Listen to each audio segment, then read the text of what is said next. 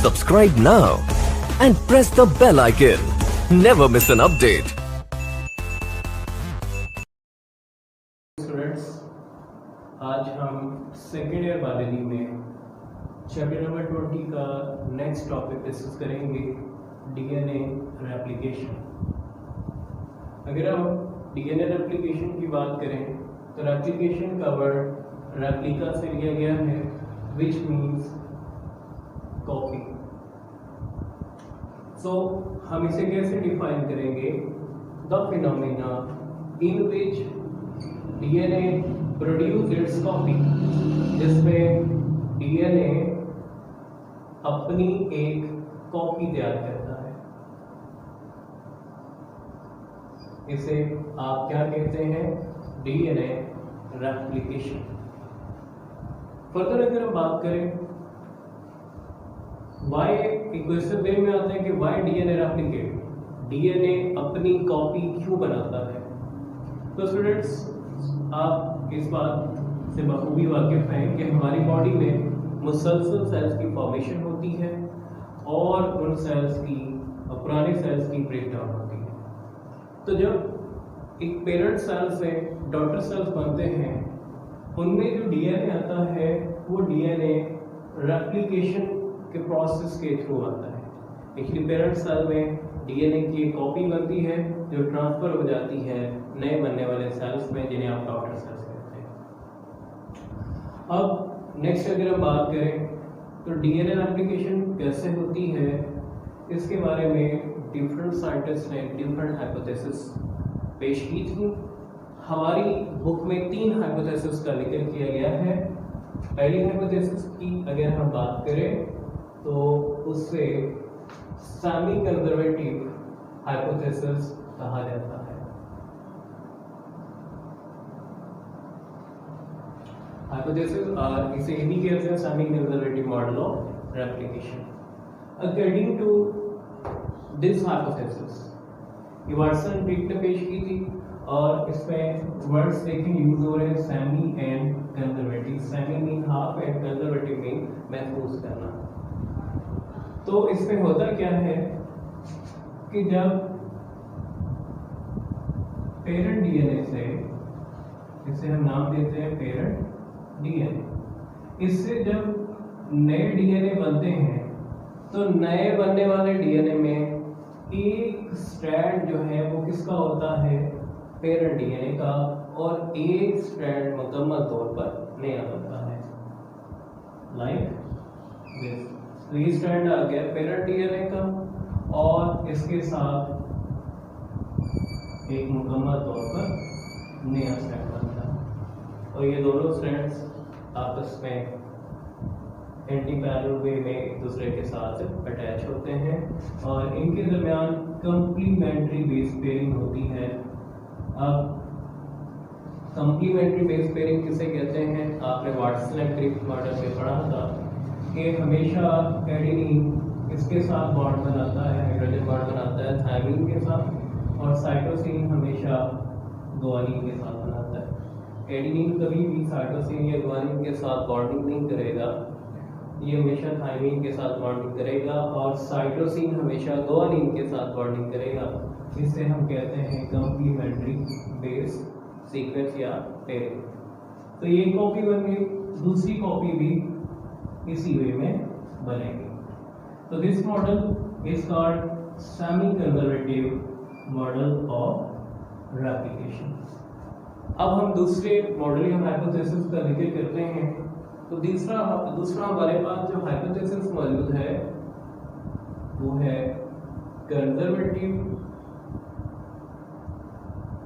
Hypothesis या model. तो देखिए यहाँ पर एक वर्ड यूज हो रहा है conservative. According to this model, अगर हम इस मॉडल की बात करते हैं, कहते हैं कि इस मॉडल के मुताबिक रेप्लिकेशन कैसे होती है। तो देखिए कि ये पेरेंट डीएनए है, जब पेरेंट डीएनए से डॉटर डीएनए बनते हैं तो डॉटर डीएनए में जो एक डीएनए बनता है उसमें दोनों स्ट्रैंड अपने पेरेंट डीएनए जैसे होते हैं, दोनों स्ट्रैंड अपने पेरेंट डीएनए जैसे होते हैं। और इसके अलावा जो दूसरी कॉपी बनती है उसमें दोनों स्ट्रैंड मुकम्मल तौर पर न्यूली सिंथेसाइज्ड होंगे। So this model is called conservative model, मतलब इसमें मुकम्मल पेरेंट डीएनए की एक कॉपी बनती है और एक कॉपी मुकम्मल तौर पर नए डीएनए स्ट्रैंड्स की बनती है। अब तीसरे मॉडल की अगर हम बात करें या तीसरे हाइपोथेसिस की बात करें तो वो हमारे पास मौजूद है डिस्पर्सिव मॉडल या हाइपोथेसिस। डिस्पर्सिव मीन क्या होता है? स्प्रेड हो जाना, बिखर जाना। इसके अकॉर्डिंग कहते हैं कि जब DNA parent DNA daughter DNA बनाता है तो डॉटर डीएनए में कुछ स्ट्रैंड के हिस्से पेरेंट डीएनए से आते हैं और कुछ जो है वो किसके होते हैं? नए बनने वाले डीएनए स्ट्रैंड, यानी कि पेरेंट डीएनए स्ट्रैंड और न्यूली सिंथेसाइज्ड डीएनए स्ट्रैंड आपस में मिक्स होते हैं और एक नया डीएनए बनाते हैं। यानी कि एक हिस्सा जो है ये पेरेंट डीएनए का है, ये देखें, फिर ये डॉटर डीएनए आ गया, सिमिलरली ये पेरेंट आ गया। अब यहाँ पर ये डॉटर डीएनए, ये आ गया parent DNA and this one is daughter DNA. So this model, तो यहाँ दूसरा भी इसी तरह से बनेगा। इसे आप क्या कहते हैं? Dispersive model of replication. Students, next हम देखते हैं experiment Mendelson and Stahl experiment. Mendelson and Stahl ने अपना एक्सपेरिमेंट कब किया? 1958 में, और एक्सपेरिमेंट के जरिए इन्होंने ये बात शो की कि डीएनए रेप्लिकेशन जो है ये किसको फॉलो करती है?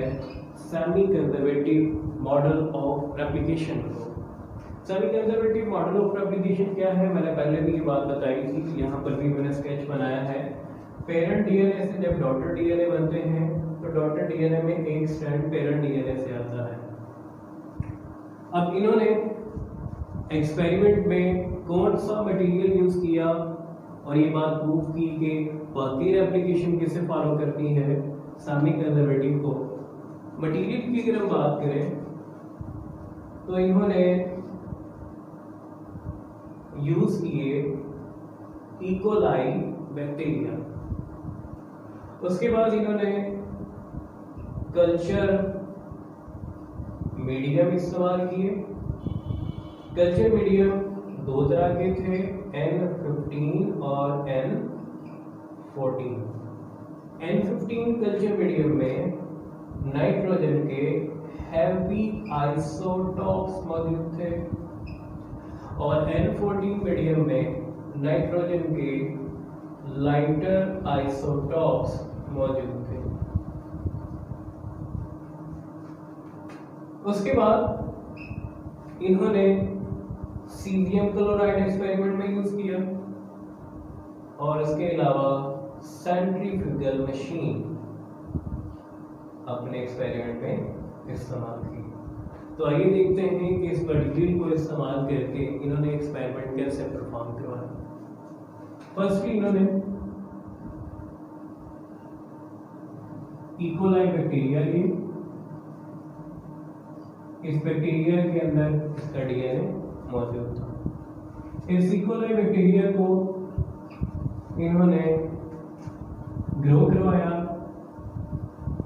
कौन से मीडियम में? N15 मीडियम में। N15 जिसमें नाइट्रोजन के हेवी आइसोटॉप्स मौजूद होते हैं। जब इनको यहाँ ग्रो करवाया मीन्स कि जब इन्हें अलाउ किया गया कि यहाँ पर नई जनरेशन्स पैदा करें, तो जब इन्होंने नई जनरेशन्स पैदा की और ये नई जनरेशन किस मीडियम में पैदा हो रही हैं? N15 मीडियम जिसमें नाइट्रोजन के हैवी आइसोटॉप्स मौजूद हैं। तो नई बनने वाले बैक्टीरिया के डीएनए में इस मीडियम से नाइट्रोजन के हैवी आइसोटॉप्स इनकॉर्पोरेट होते और उससे वो बैक्टीरिया का डीएनए क्या हो गया? डेंसर हो गया। तो यहाँ पर नए जो बैक्टीरिया बने इनका डीएनए कैसा था, डेंसर डीएनए। मैं यहाँ पर लिख भी देता हूँ, डेंसर डीएनए में मौजूद था। अब इन्होंने क्या किया, दूसरे नंबर पर इन्होंने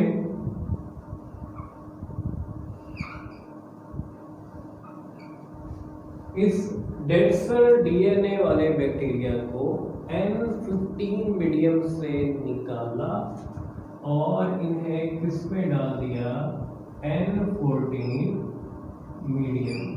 ये तीनों मीडियम कौन से हैं, N14 मीडियम, जिसमें नाइट्रोजन के लाइटर आइसोटॉप्स मौजूद होते हैं। जब इन्होंने N15 से N14 में बैक्टीरिया को मुंतकिल किया तो मुंतकिल करने के 0 मिनट बाद, कितने मिनट बाद, 0 मिनट बाद, यानी कि यहां से N15 से निकाला, N14 में डाला और फौरी से निकाल लिया।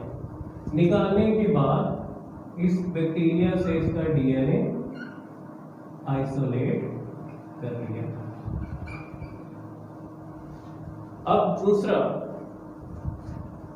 दूसरा इन्होंने जो सैंपल लिया वो 20 मिनट बाद लिया, यानी कि यहां से बैक्टीरिया को निकाल लिया, बाकी यहाँ पर जो मौजूद थे उन्हें अलाउ किया कि वो नए बैक्टीरिया पैदा करें। अब यहाँ पर जो नए बैक्टीरिया पैदा हुए, ये बैक्टीरिया कितने टाइम में प्रोड्यूस होते हैं, ये बैक्टीरिया 20 मिनट इनका जो है वो ड्यूरेशन है नए बैक्टीरिया के प्रोड्यूस होने के लिए। तो इन्होंने लिहाजा दूसरा सैंपल कितने टाइम के बाद निकाला, 20 मिनट बाद, और 20 मिनट के बाद इन्होंने यहाँ से भी इसका बैक्टीरिया से डीएनए आइसोलेट कर लिया। अब फिर इनमें से एक बैक्टीरिया निकाला, यहाँ पर जो मौजूद थे ये अलाउ किया कि ये और नए बैक्टीरिया प्रोड्यूस करें। जिसमें मैं लास्ट टाइम बता चुका हूँ कि नए बैक्टीरिया को प्रोड्यूस होने के लिए कितना टाइम चाहिए, 20 मिनट्स। सो तीसरा सैंपल इन्होंने जो निकाला वो कितने मिनट के बाद निकाला, 40 मिनट्स के बाद, 20 to 40 यानी कि 20 मिनट्स ही बनते हैं।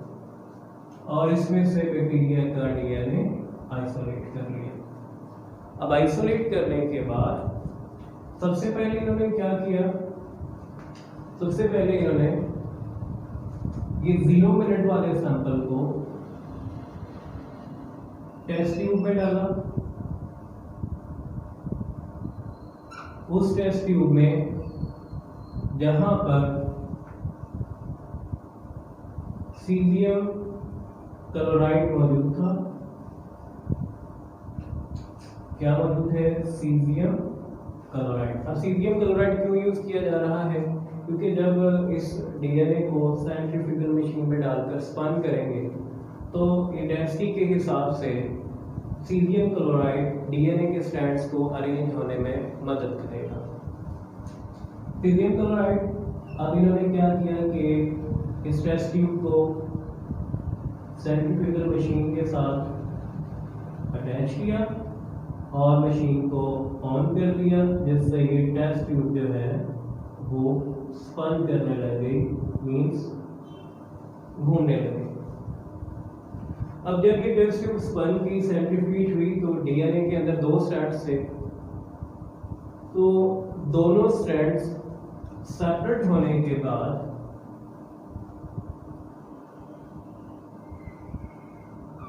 टेस्ट ट्यूब के निचले हिस्से में मूव कर गए। ये मूव क्यों किए, क्योंकि आपको मैंने स्टार्ट में ये बात बताई थी, N15 से हमने जो सैंपल लिया था उसका डीएनए डेंसर था और 0 मिनट के बाद जैसे ही हमने निकाला तो मतलब उसमें कोई चेंज नहीं आया और उसका डीएनए डेंसर था। जब सेंट्रीफ्यूज किया तो दोनों स्ट्रैंड्स कहाँ मौजूद थे, टेस्ट ट्यूब के निचले हिस्से में। निचले हिस्से में क्यों चले गए, क्योंकि इनकी डेंसिटी क्या थी, ज़्यादा थी, लिहाजा इस डीएनए को क्या कहा जाता है, डेंसर डीएनए। अब आपने इस डेंसर डीएनए को सपोज करना है कि ये पेरेंट डीएनए, बल्कि सपोज नहीं, ये है ही पेरेंट डीएनए। अब जब इन बैक्टीरिया ने नए डीएनए बनाए, मतलब नई कॉपियां बनाई अपनी, तो उसमें नए डीएनए मौजूद थे ना, क्योंकि वो कहाँ ग्रो कर रहे थे, N14 मीडियम में। तो जब 20 मिनट वाला सैंपल ऑफ डीएनए लिया, सीरियम क्लोराइड में डाला, सेंट्रीफ्यूज किया, तो सेंट्रीफ्यूज करने के बाद इन्हें टेस्ट ट्यूब में जो नया डीएनए नजर आया, उसमें एक स्ट्रैंड जो था वो हैवी डीएनए का था। ये स्ट्रैंड कौन से डीएनए का है? हैवी डीएनए का। और साथ में एक स्ट्रैंड कौन सा था? लाइटर डीएनए का। यानी कि जो डीएनए बना है ये कैसा था?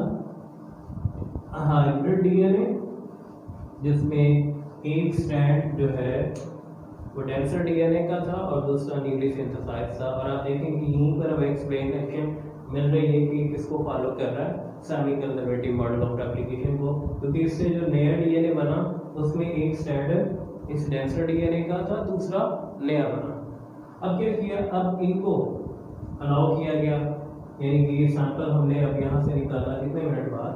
40 मिनट्स का। सैंपल सीरियम क्लोराइड में डाला गया, स्पन करवाया गया। स्पन करवाया गया तो उसमें जो नए हमें डीएनए मिले, तो जरा देखिएगा, सिंपल सा कॉन्सेप्ट है कि जब मतलब हमने इन्हें स्पन करवाया तो क्या हुआ? हम कहते हैं लेट्स सपोज ये दोनों क्या है? Parent strand. तो जो एक डेंसर डीएनए का स्ट्रैंड बना, इसने एक नया हाइब्रिड बना दिया।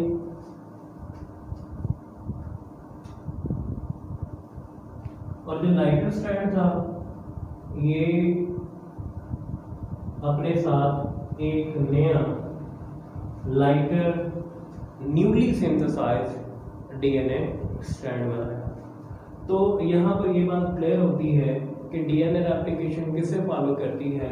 सेमी कंजर्वेटिव मॉडल को फॉलो करती है। और आपकी टेक्स्ट बुक में यहाँ पर स्टार्ट में एक टेस्ट ट्यूब दिखाई गई है। तो उस टेस्ट ट्यूब में दोनों स्ट्रैंड जो है वो डीएनए के लाइटर दिखाया गया है और उसमें लिखा हुआ है अनलेबल्ड डीएनए। अनलेबल्ड डीएनए किस लिए कहा गया है? कहते हैं कि एक्चुअली ये जो डीएनए उन्होंने दिखाया है ये इकोलाई का वो सैंपल है जिसमें कोई भी चेंज नहीं किया गया, उसे कोई भी मीडियम में नहीं डाला गया, सिंपल उसका डीएनए निकाला गया था और उसको देखा गया तो उसके दोनों स्ट्रैंड क्या थे? लाइटर थे। तो स्टूडेंट्स, आपके एक्सपेरिमेंट जो है ये प्रूव हुआ कि डीएनए रेप्लिकेशन फॉलो करती है semi conservative model of replication को। आज तक के लिए इतना ही। अल्लाह हाफ़िज़।